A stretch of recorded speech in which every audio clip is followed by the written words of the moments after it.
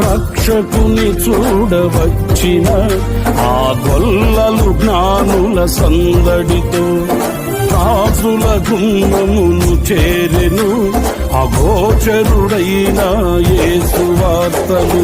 సింహ స్వప్నమై నిలిచెనుగా, సింహాసనములు వదిలెనుగా, శిరము వంచి శ్రీమంతునికి సాటి లేరని కొలిచిరిగా.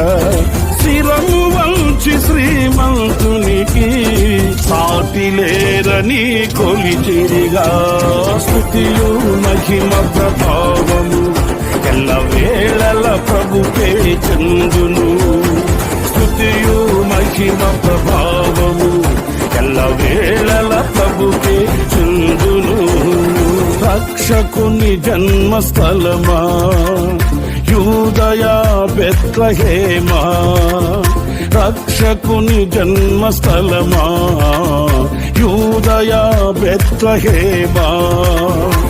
ఆరాధనలకు ఆరంభమా, హృదయార్పణలకు నివాసమా,